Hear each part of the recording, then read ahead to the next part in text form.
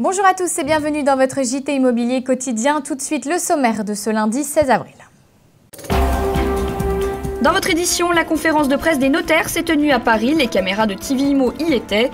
Focus sur les accidents d'ascenseurs qui ont chuté de moitié. Retrouvez ensuite Loïc Signor, notre chroniqueur, qui décryptera pour nous le chiffre du jour. Et enfin, ne manquez pas les infos de la planète Imo. En bref, bienvenue dans votre édition.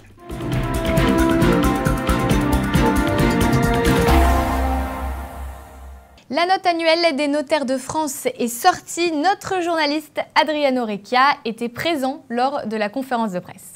C'est au boulevard de la Tour Maubourg, dans cet amphithéâtre, que s'est tenue la conférence de presse des notaires de France. Devant une cinquantaine de personnes, qu'ils soient cadres de l'immobilier, journalistes ou simples intéressés, les spécialistes des chiffres ont donné les plus récentes statistiques. L'immobilier neuf comme l'ancien, la province ou la capitale, tout a été décortiqué. Maître Pierre Bazaille est satisfait. On est dans une nouvelle phase du marché immobilier.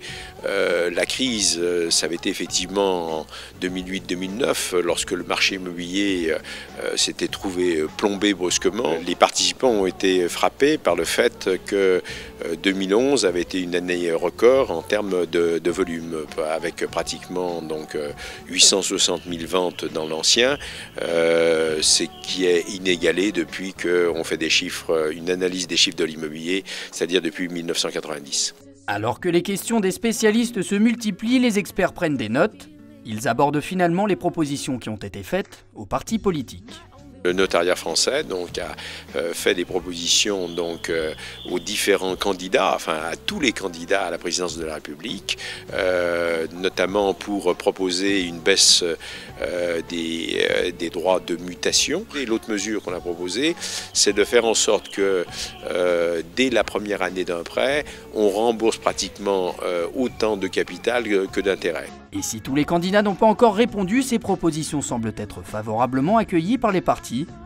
Prochain grand rendez-vous pour débattre sur les statistiques, l'élection présidentielle.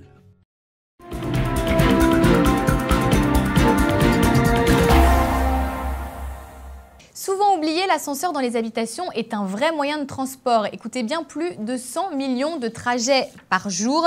Pas de doute pour la Fédération des ascenseurs. Grâce à de nombreuses modernisations, les accidents sont moins nombreux. Mickaël Martin.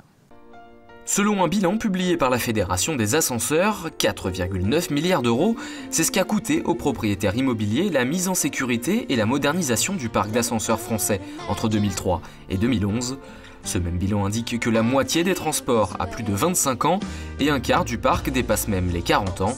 Selon la Fédération des ascenseurs, les travaux effectués depuis 9 ans ont progressivement permis de réduire les accidents d'usagers de 70% sur les 5 dernières années. Car non, les ascenseurs n'ont pas la durée de vie de votre immeuble. Et à l'origine, l'ascenseur est construit pour durer 25 ans. Donc il fallait effectivement trouver un certain nombre de dispositifs qui permettaient de remettre à niveau ces appareils, et en particulier sur ce qui touche à la sécurité. Donc la loi de 2003 a eu cet objet sur 15 ans, donc entre 2003 et 2018, en 3 périodes de 5 ans, de définir un certain nombre d'obligations. 17 mesures ont été retenues en France, étalées sur 3 périodes de 5 ans, la prochaine échéance étant en juillet 2013. Régie par une loi exigeant le contrôle technique de tous les ascenseurs chaque année, la Tour Eiffel a récemment vu un de ses tests se montrer inquiétant. En effet, la cabine nord de la Dame de Fer a fait une chute d'une quinzaine de mètres sans que le système de sécurité ne se déclenche. Les dégâts sur la cabine sont finalement mineurs, mais l'accident a été jugé sérieux par la direction qui a commandé 2 expertises pour identifier l'origine de son dysfonctionnement. Pour rappel, en France, l'ascenseur est le moyen de transport le plus utilisé chaque jour.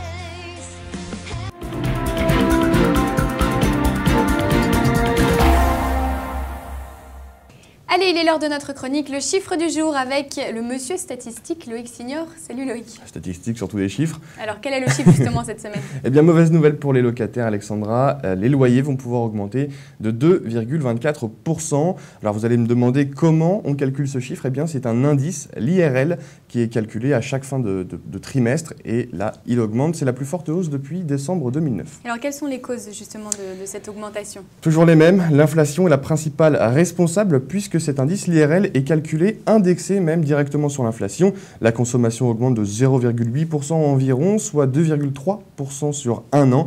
et c'est les loyers qui en prennent un coup. Et alors, quelles vont être les réelles répercussions? Quand est-ce que ça va être mis en place, cette fameuse augmentation? Dès maintenant, selon les bailleurs, selon leurs envies, s'ils veulent augmenter les prix, ils peuvent le faire, 2 à 2,24%, et seulement s'il s'agit de logements dont les baux arrivent à échéance à la fin du premier trimestre, et aussi évidemment si le contrat prévoit qu'une possibilité de révision du loyer annuel est possible. Et vous avez un bailleur ou pas? Est-ce que vous êtes un locataire? Je suis propriétaire, Alexandra, vous le savez bien. Moi, je maîtrise les chiffres. Donc ça ne vous concerne pas? Bien sûr que non. Bon, moi peut-être un peu plus. Un petit peu plus? On va voir. Bon, merci beaucoup Loïc et on se retrouve la semaine prochaine? Avec plaisir. Allez, à bientôt, merci.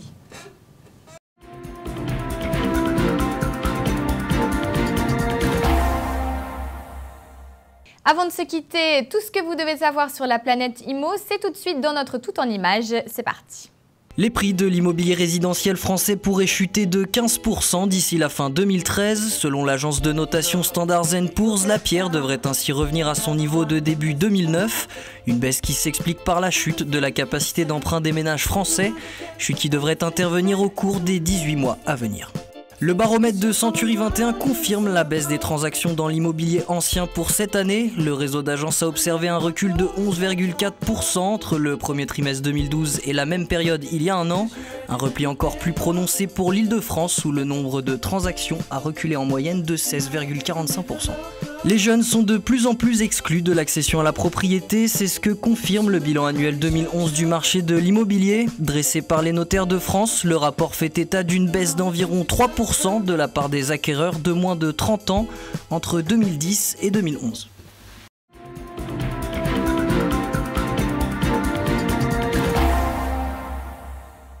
Voilà, c'est la fin de votre journal. Merci de nous avoir suivis. N'oubliez pas que sur TV IMO, en cliquant sur l'onglet Annonces, vous aurez accès à toutes les offres de vente et de location du réseau Century 21, ainsi que toutes les informations et les conseils de l'AFNAIM. Bien évidemment également les conseils juridiques des notaires de France. Quant à moi, j'ai le plaisir de vous retrouver mardi pour un nouveau journal. Alors surtout d'ici là, portez-vous bien et à demain.